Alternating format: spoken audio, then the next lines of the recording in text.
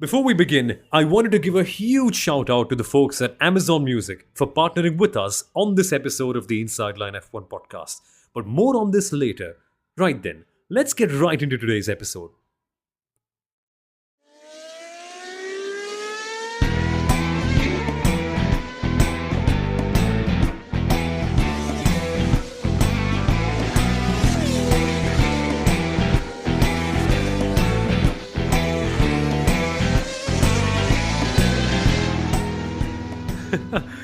Well, there is going to be laughter all around this weekend when Formula One comes to Barcelona, but only if you are a fan of McLaren or Red Bull Racing. Because for all the other teams, I mean, including them as well, it's going to be a lot like staring into a mirror because that's where you find out the real answers.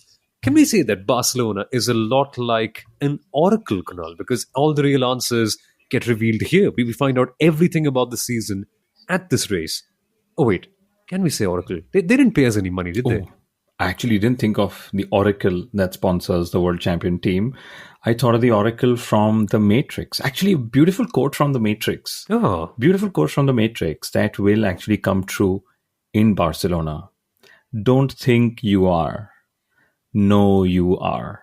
Okay, it's such a wonderful, life-changing quote for me. Can you imagine the teams, everyone who's thinking they're quick, they're not quick, etc., will eventually know in Barcelona if they have a package that is quick enough? Because Barcelona, of all the places, is that one massive indicator of whether you have a good Formula One racing car or not, Somil. yeah.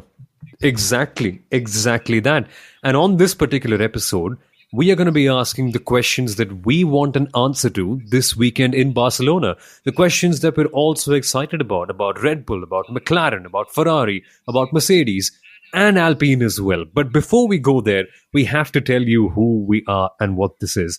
Apart from, of course, being the Carlos Sainz fandom podcast, which it always will be, and there is a bad weekend ahead for Carlos Sainz with an omen coming up, which I'll tell you later on. This is the Inside Line F1 podcast. We have just been awarded India's best sports podcast, but we're not just big in India. We are one of Spotify's top 1.5% podcasts in the entire world, and that just does not include sports. That includes all the podcasts out there. My guest, not guest, can I call? I am making a stupid mistake. You're not a guest. Thank you. You're the man who started this podcast. Kunal Shah, the former marketing head of Force India, now a Formula One consultant at the Viaplay network, which broadcasts all over in Europe. And my name is Somil Arora. I'm the voice of the MotoGP Indian Grand Prix, among many other things as well. That was good. I think we've introduced ourselves for the first time in what, months now? Yeah, and you called me I forgot all this. and while. you called me a guest. My goodness. So, force of habit, I'm your- I'll tell you why. I've been doing lots of football work nowadays, and we're What's often that? paired with guests there. So, it's kind of become football. Sport, where you kick some balls and dive. The sport which you and need complain a one lot. ball to play. That's the sport, I remember. Good catch. Good catch. Good catch. But no, the Euros are on, and the Euros have been revealing so many interesting things about the way international teams play, about how we've seen so many things in the friendlies and now how they're translating onto the tournament phase when the pressure is high, which is similar to what Barcelona is going to be, isn't it, Kunal? And everyone knows this, but nobody knows why. Why is Barcelona that circuit where we just always come and find the answers for the entire season? Wow. Okay. Euros are on. You mean the European? That came quick, didn't it? Yeah, that came quick. But European leg of Formula One, European part of the calendar. That's what you meant by Euros are on, I guess. Right? Hey, nicely done. Nicely done. But why don't we answer why is Barcelona such a good indicator of a good Formula One race car? And I know I've repeated the question because I'm thinking for the answer in my head. But okay, no, in all seriousness, it's one of those traditional racing circuits, very smooth, very flowing. It's got medium to high speed corners. You need a lot of aerodynamic efficiency in your package to extract performance. You need your car which is able to look after the tires, especially on a single lap. You need a car which you are able to go lower and extract more performance. This is where Oracle Red Bull Racing is really good at. This is also why, even though Red Bull hasn't had the quickest car in 2 out of the last 3 races, they've been challenged. Suddenly there's this thought that Red Bull is still going to be dominant in Barcelona because of the aero efficiency and so on. So it's a beautiful circuit. Teams and drivers have done millions of miles in testing, in junior series of driving, etc., etc. So there's almost nobody who's probably not, they know every gravel rock on track out there, if you may call it that, Somil. And what I really love about the circuit, apart from the history, is just the way it's actually built. And we've been racing here, I think, 33 years. So it's a 34th race in Circuit de Barcelona, Catalonia. And interesting insights is most of the low speed corners, which are just about 10% of the corners, are left-handers. Okay. And most of the high-speed corners are right-handers, which is why your front left is usually where that's a tire that's usually screaming through a lap. Okay. And qualifying insight. This is courtesy Yuki Tsunoda. Sectors 1 and 3, you're usually making a compromise between 1 and 3 because both of them are animal sectors, as Yuki said. And if your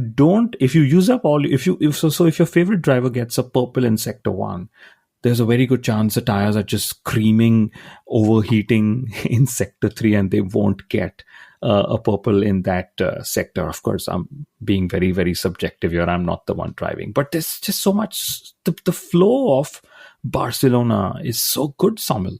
Yeah, and I hate it when people say it's the worst circuit on the calendar, only because it does not create passes in cars that are literally the size of a giant. No, drive it once, get on your simulator, try it once. If you're rich enough, get a GT3 car, drive around Barcelona.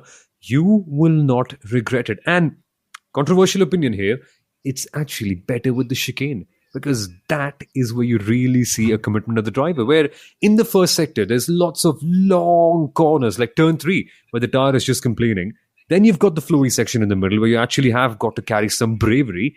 Then the technical stuff. And that's what a complete driver should have, an ability to master all these 3 sections, which is where one big question that I really want to find the answer to this weekend is the importance of the drivers, especially in qualifying. Now, we all know that McLaren are getting close, and McLaren genuinely are competing with Red Bull Racing for wins. They even got one in Miami this time. But the only thing is, the drivers are more important now than they've ever been before, which we also saw in Canada, didn't we, Kunal? Because had Max Verstappen not nailed those 2 laps when he was outside and Lando Norris was in, he probably would have lost the race then and there. So in Barcelona, when the pressure is high and McLaren are going to be close, that is where the difference between Norris and Verstappen is going to be so fine, but so important, which is what we watch Formula One for. Oh, yeah. Qualifying even more so. You mentioned the perfect circuit. You also need the perfect car and the perfect driver working in harmony with the package, because we've seen qualifying. I'd say let's enter, since you said there are lots of questions Barcelona's going to ask, let's actually ask ourselves, do we actually have a 4-team battle at the front? Okay.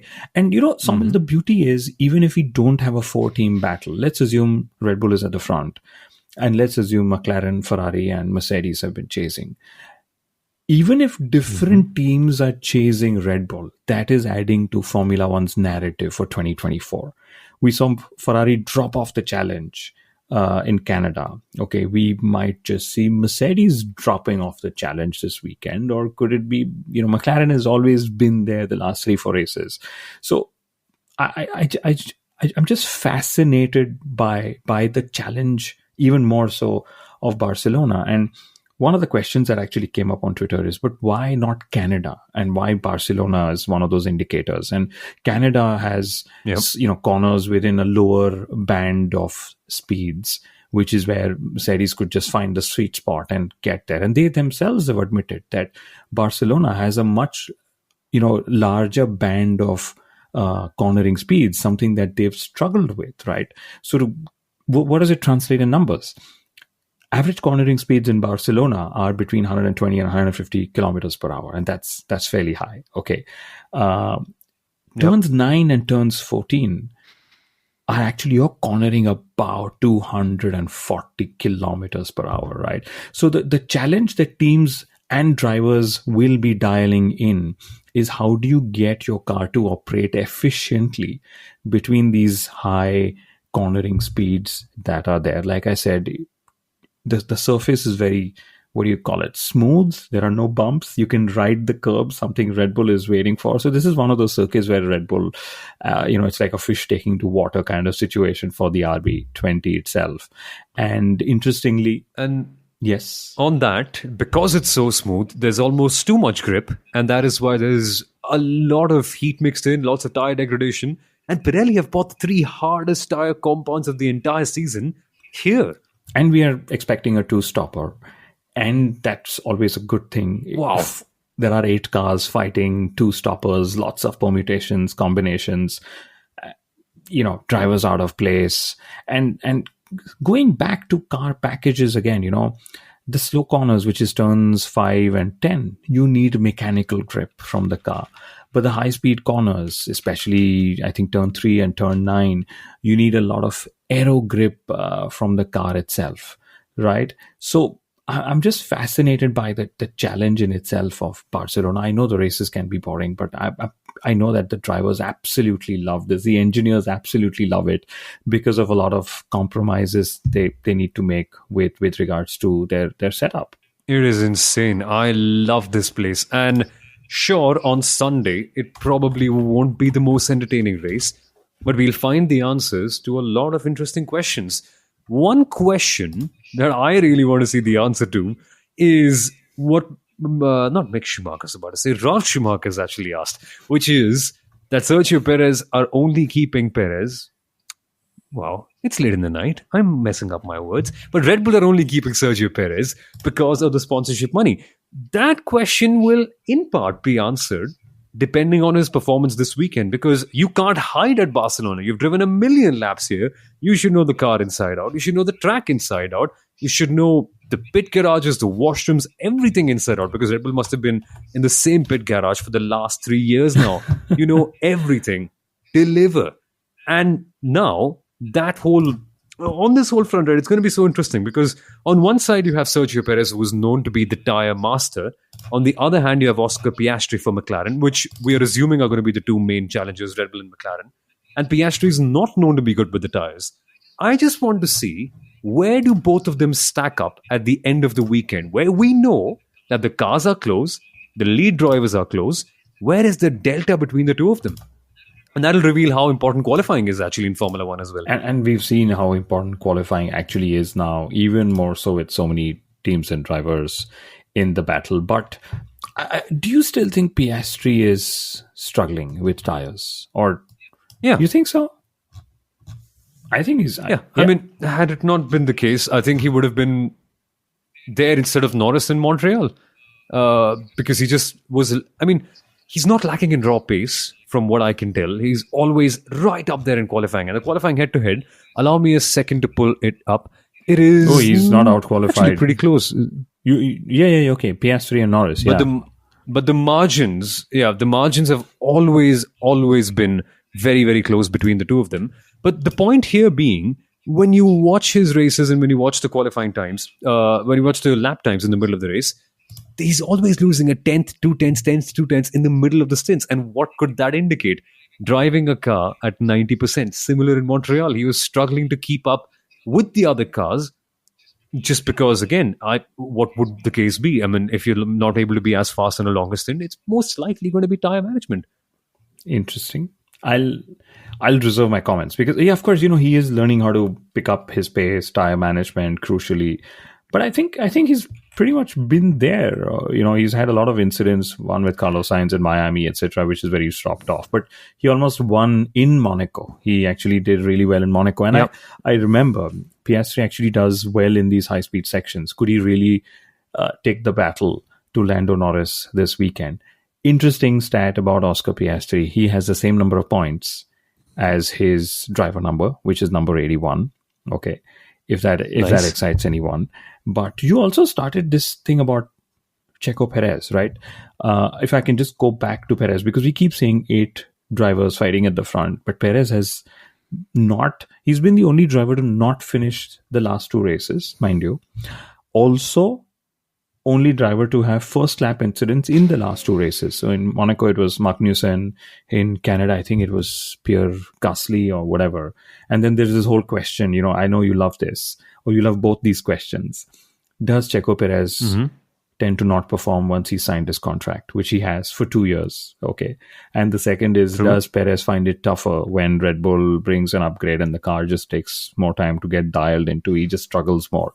Of course, by now we know these answers that are there. And F1 Stats Guru, who we are, dearly missing because he's been a bit unwell, has said that if Red Bull actually sees the contract through with Perez and Verstappen till the end of 2026, that'll be the longest standing driver partnership in the history of Formula One.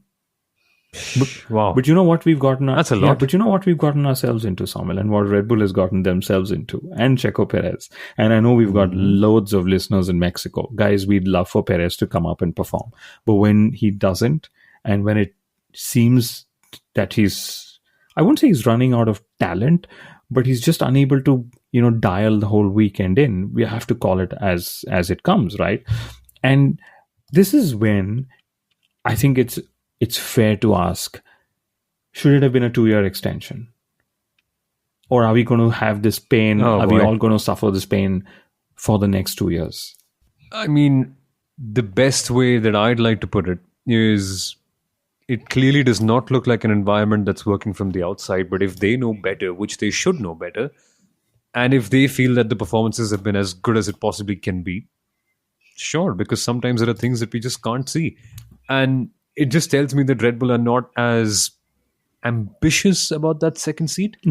But it's probably one of those things that to keep Max, which probably now I guess he's staying, to keep Max, they need to keep Perez. They've told Max it's just your seat. That's a big controversy that you've just answered in one sentence. No, but I don't mean. Firstly, I don't think Red Bull needs the money.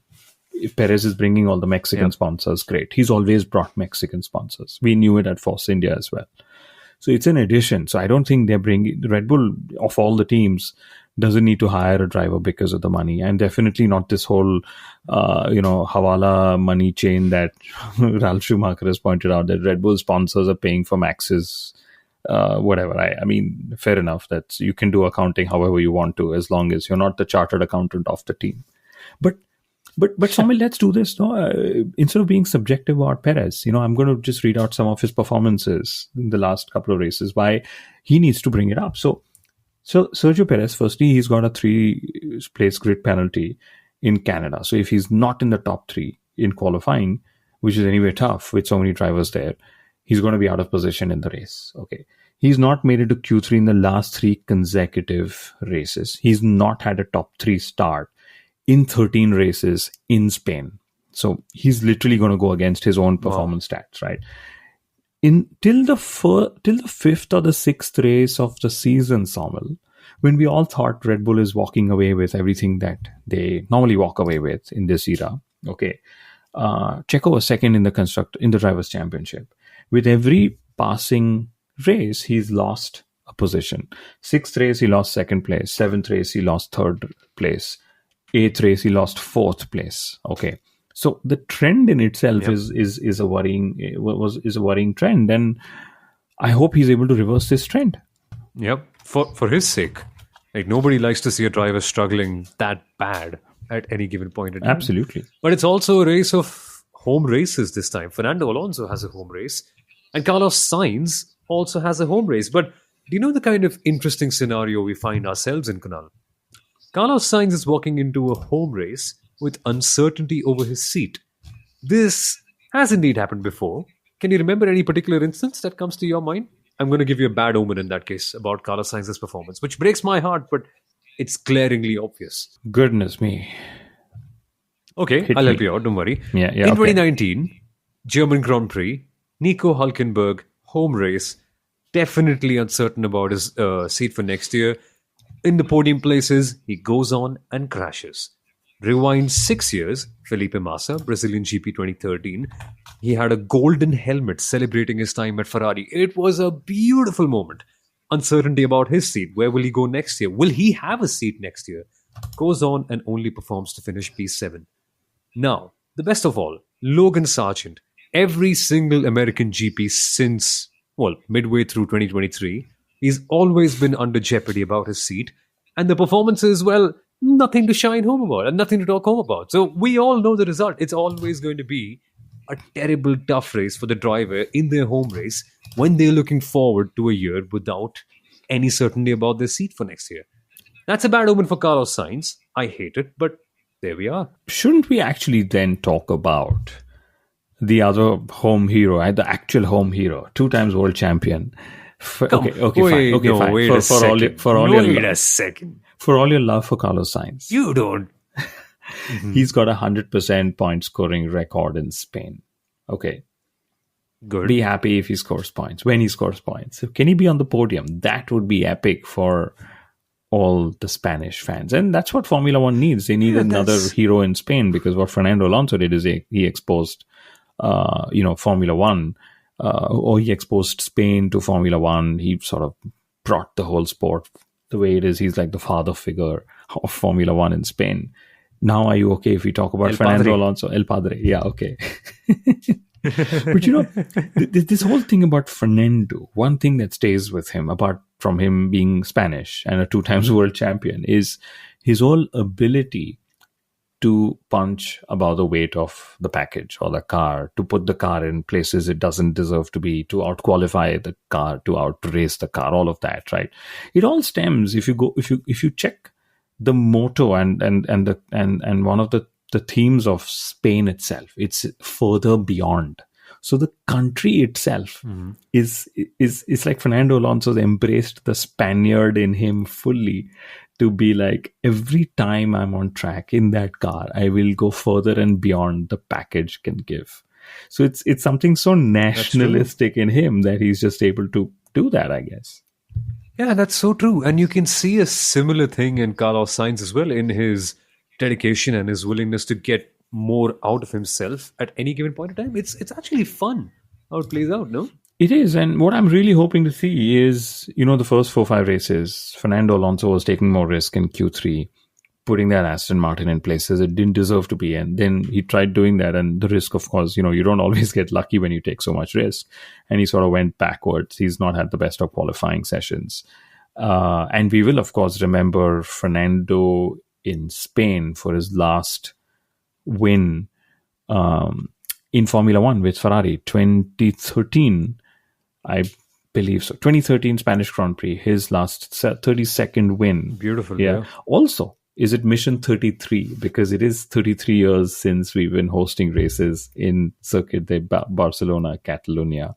So, we mentioned qualifying, driver difference. Very interesting. Fernando Alonso's last race win is the most recent race win from row 3 on the grid. I think he started 5th or something. Okay. Otherwise, the stats are so bad, Somil. 31 out of the 33 races have been won from the front row, and 24 have been won from pole position.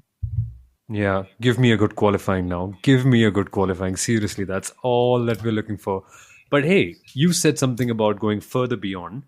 Have you been reading the news nowadays? I'm sure you have. You're always the first ones, one of the first ones to break it and also tell more about it on Twitter, which I love, because all the Formula One handles keep them aside. Because when you see a tweet from you, including the updates for Kushmani's test, we always get so excited on Twitter, which is amazing. I mean, that we should talk about that in a bit as well.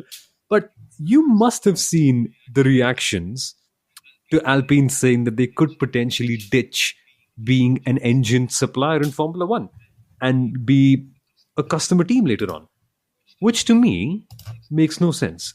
Because why would a cow say, I'm going to stop giving milk and I'm going to hire someone else to give milk?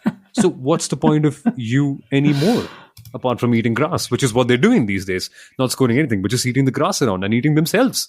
My goodness. That's why Stormil Arora has hosted 300 plus episodes of the Inside Line F1 podcast, because his analogies are probably the best. I don't know when and how you'd have probably thought of it, but that's who you are. I just get a cow outsourcing by Alpine giving us so much comedy. Yeah, a cow outsourcing making milk. That's something I never thought of. But yeah, Alpine, I don't know, it seems very strange. And could it be a full circle of life, though? If Alpine, so their downfall started when Red Bull said, thank you very much, but we don't need your power units. And then, this whole Renault went and bought Lotus and, the whole shebang. Now imagine if Alpine goes and tells Red Bull, could we be powered by Red Bull powertrains? Okay. So, Yeah. Nice. I like or this. Alpine powered by Honda, or Alpine powered by Mercedes, or whoever. And Sean Kelly, the original F1 stats man, who very, very popular stat man on Formula One, he actually said, why are we all complaining if Aston Martin can be powered by a Mercedes engine, if Alfa Romeo can be powered by a Ferrari engine? And my point is, okay, I'll finish the point. Okay, Alfa Romeo never made an F1 engine and then said it's a failure and went to a Ferrari engine. Same with Aston Martin. They said, you know what, we won't build a Formula One engine. We just take Mercedes. Alpine has actually tried. It's a former world championship winning team, not just as Benetton, but also with with Red Bull. They won in the V8 era with Sebastian Vettel, right? So they've hit the peak as a manufacturer, a power unit manufacturer, only to then now turn back and say, guess what? We don't trust our engines. We're just going to go buy something off the shelf. That's a very Alpine thing to do, is it not? But even when they were Lotus Renault, when they became a customer team, they still had Renault engines. They still had the soul of being Renault. This is a new low. And all I'm hoping for is that they do whatever they can to get in the right place so that our Kouchmeini can come up and be the second driver at Alpine with a good car and not a terrible one. Wait, can we digress for a second here? Sure. You were at Kouchmeini's test. I'm so excited to speak to you about that. We literally haven't spoken about that in person at all since that happened. Tell me more. Like, is he genuinely the prospect that Alpine are looking for? And was the test really positive? The test was immensely positive. He drove a very, very clean test. He was on the pace. We did a lot of benchmarking of lap times. He was positive on the lap times, despite having a differential or an offset in tires, in engine modes, in track temperatures, and everything else. Alpine was very, very pleased. I did a lot of content with Fancode, the Indian broadcaster for Formula One and Formula 2. He's going to have a few more tests, or 3 more tests later on in the season as well. And it was the first of his several junior driver tests. It's about giving him mileage. It's about training him. And of course, he is a member of the Alpine F1 Academy, right? So he will be evaluated with the hope that he, at some point, is ready to jump into a Formula One car when the opportunity arises, Somil. Can't wait for that. I mean, yeah, the content that we've been seeing on Fancode with you over there has also been so much fun. Thank you. But again, with Esteban Ocon, it's just turning out to be even more chaotic. And that is another question that we can find the answer to this weekend. Will it get worse? Not just for Ocon, but also for Hamilton and Toto Wolff. Now, the big question I have, rather the one question that you pointed out, is a very good one, is about how much that relationship can deteriorate further. You had a very interesting question, Binal. What was it exactly? We've been tracking this for a long time, haven't we? Yeah, so, it's like this. Alpine, who we of course know is struggling, right? They've sort of made recoveries, but not the kind of recovery you expect from a works team.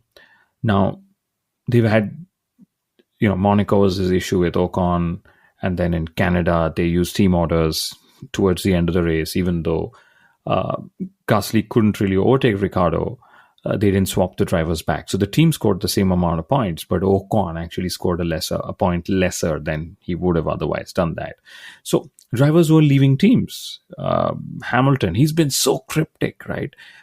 He's been St. Louis Hamilton, because he's been saying, I'll never be able to beat George in qualifying this year. Boom, that was out of the way. Then he said, I was quick, and I don't know where half a second went away from my car between FP3 and qualifying.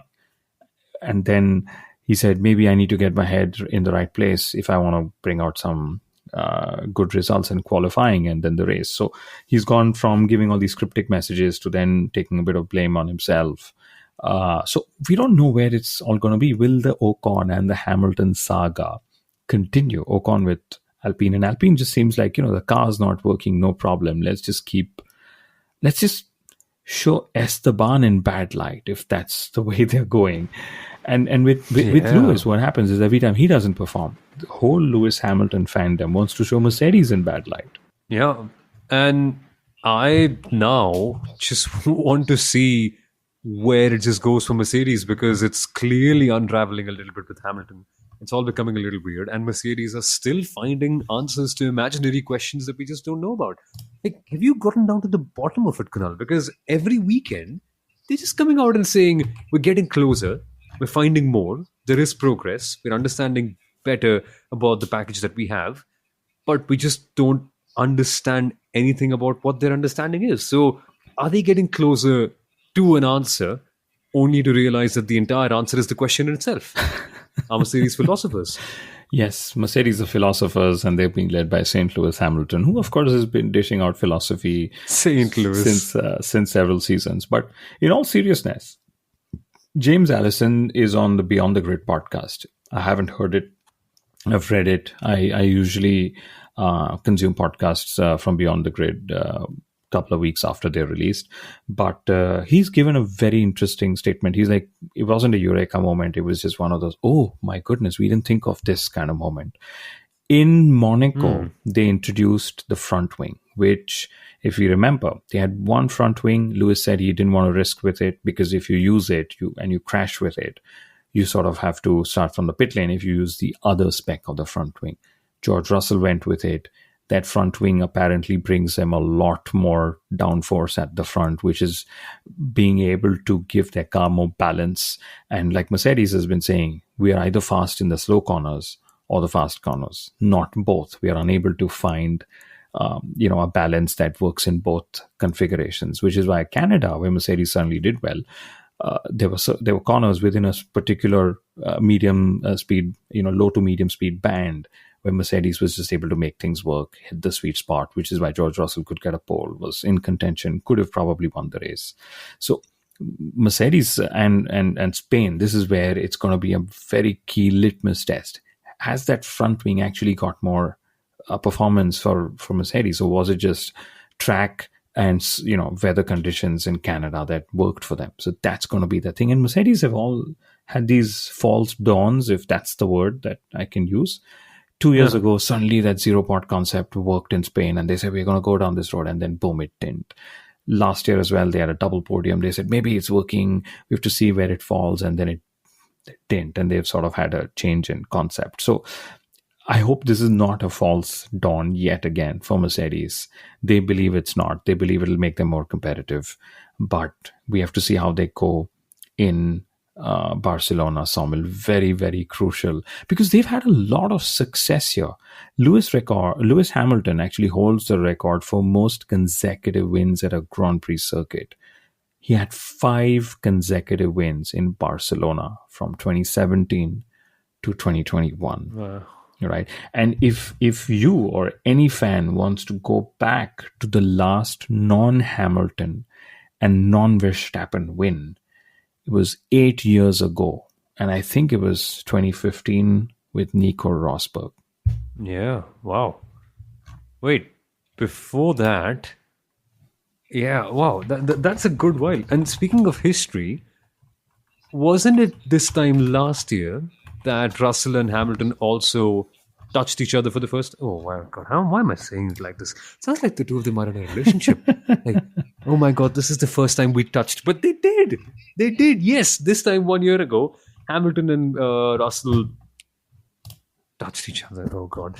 Yeah, they came together on track. Straight face. They came. It doesn't even make sense even now. Come on, we need to find a better way to put this.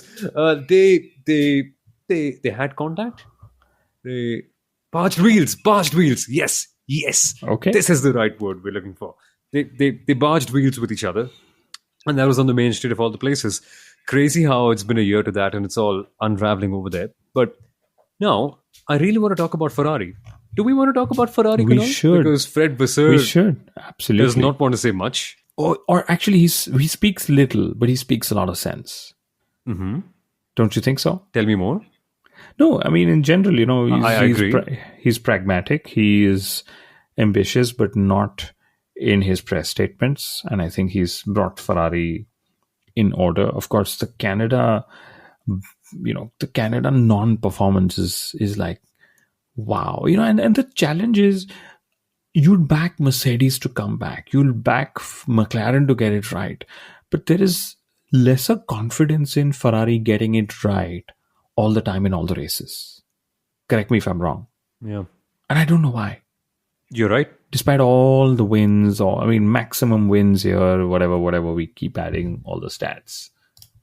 Just very perplexed with that. Or should we stop being perplexed with this? It's just Ferrari things. But Fred Vasseur actually has come out with a very interesting statement after that. Can we call it a debacle? Yeah, let's call it a debacle. In Of Montreal. course. He eventually ended up saying, "We are not world champions after a good weekend, and we are not nowhere after a tough weekend." Compare this to what one Mattia Binotto said, which was after France 2022, where Leclerc had that crash and had that legendary radio moment where he just screamed the life out of himself. Binotto said that I see no reason why we cannot win the next 10 races.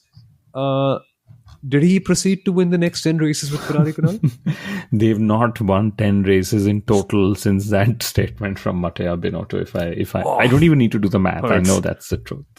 Hurts. But this is an interesting change in philosophy, is it not?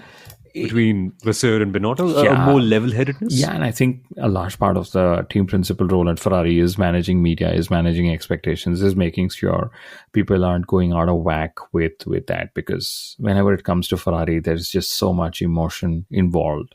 I'm glad. I think Frederic Vasseur is doing a fairly decent job out here.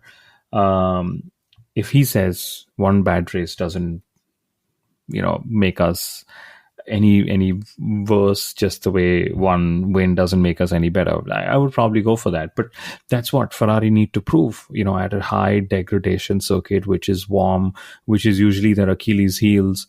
Can they make the car work? Because, you remember Ferraris would go quick on Saturday last year and then struggle on the Sundays. Have they reversed that trend successfully? Barcelona is that test.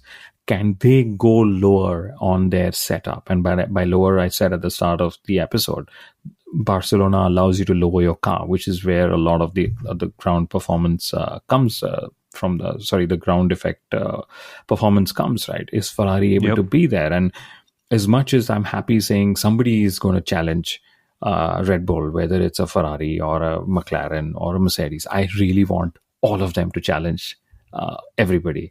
I want this, I want that kind of a race where suddenly you're like, why did this driver pit and how did that happen? And oh my God, it's like Formula E. You can't really deduce race strategy because there are so many variables, so many drivers involved. I want Formula One to also be that way. Imagine 8 drivers up there, maybe the Aston Martins as well. And you're suddenly like, this one triggered and this one did an overcut and that one tried something and that one stayed out and that one benefited from a safety car. Teams are splitting strategy. This one doesn't have soft. This one doesn't have medium. I'd love for like that, that stew, that strategic stew to happen, which you have to decode it only post-race. That's the joy. Because when Max is just leading by 10 seconds, you know how that's going to pan out from a strategic point of view, right? So I'm hoping that that's not what happens, and that Barcelona is where we're like, 4 teams in it. And for some reason, I have a lot more faith in McLaren ensemble because they've been consistently there. They started the season saying, we will have a package at some of the races, we'll see. Then they changed it to saying, actually, we'll be contending at every race. Okay, they got lucky in Miami, fine, but he almost could have won in Imola. Oscar Piastri almost won in Monaco. They're having, I think they've been finishing on the podium or in the top 4 positions in the last 5 races. They've scored more points than Ferrari as well. Can McLaren be that team that sort of is able to get there? And will Oscar Piastri finally make it to a podium? I believe he's the only non-Red Bull, non-whatever, Ferrari, non driver, non-McLaren driver, not McLaren. He's a McLaren driver to have not scored a podium, right? Yeah, yeah. Yeah, so much to see. Predictions though. Do you really put your money on Oscar Piastri? You feel he's improved on the time management part. Are you confident enough to put him on the podium for this time in your I would predictions? put Oscar Piastri on the podium. Yes, let me back that out. Let me say it right up there. He's gonna put that McLaren on the podium. They will deliver a clean race with no mistakes, and Piastri will out-qualify Lando Norris, even though Norris has the momentum. Would you put Carlos Sainz on the interesting. podium? That's the key question for you. I mean, the heart always goes for that, right? You've always got to back your heart, even though the omens don't kind of look very good about that. But you know what? I'll say the omens will change. Signs on the podium, but I get a feeling it's going to be Norris first, Verstappen second, only because McLaren are somewhat sharper in qualifying. And I'm going to back that up. I feel Norris is going to get pole this time, which would be crazy. It could be absolutely baseless or it could be absolutely true, which is the best part about it, right? Coming into this part of the season, we genuinely do not know who is at a better stage, even though we expect Red Bull to be better. But we shall find that out rather soon in a couple of days, shouldn't We we? will. I'll tell you who's going to win. It is going to be Max Verstappen. Red Bull will show their dominant hand in Spain, and I'll tell you why. In 2022 and in 2023, Max Verstappen took a Grand Slam both the times. They took the medium tire at the start where everyone else took the soft, so they could even go one step harder. This has typically been the race where they're like, guys, we know what a beast of a car we've built in Formula One, right? And and they've actually been leading, or Max has been leading the Drivers' Championship since 2022 Spanish Grand Prix. I don't even know. 365 plus 365, is that the math we were to do? 750 plus while. days, right? Something. And then Max, even though he's been challenged, is still won 6 out of the 9 races this year. So I am going to definitely back Max Verstappen. I don't care if he gets pole or no. I know it's going to be a great battle for pole position, but I get a feeling it is going to be a Max Verstappen win. Where do you think Mercedes shows up in all of this, Somal? What's your prediction? I really think they're going to have a better race than what they've previously had here with the upgrades. But then again, so could Ferrari because they get to run the car lower. So yeah, I'm not going for Mercedes anywhere near the top 6 this time. No, actually, one car in the top 6. Let's put it that way. That'll be interesting. Okay, great. Because Mercedes' record here is 9 consecutive pole positions from 2013 to 2021. They're not going to get pole in Barcelona. I mean, if they get pole in Barcelona, my goodness, they've turned that car around, literally. And that's my memory of Mercedes. And you mentioned Ferrari. Michael Schumacher's first win with Ferrari, 1996. You know, like I always remember China for Michael's last win, Spain for Alonso's last win. And then I also remember, I think Spain 92, was it? The only race where we had an Alain Prost, Ayrton Senna, and Michael Schumacher podium. The 3 legendary greats of Formula One. Lots of history, though. But it's going to be interesting to see what happens this weekend finally. Well, there we are with our predictions. What are yours? Let us know on social media by tagging Kunal, myself, F1 Stats Guru, and the Inside Line F1 podcast page as well. And that's all for us for now. We'll see you shortly on Monday for the post-race review. Take care, folks. Bye-bye.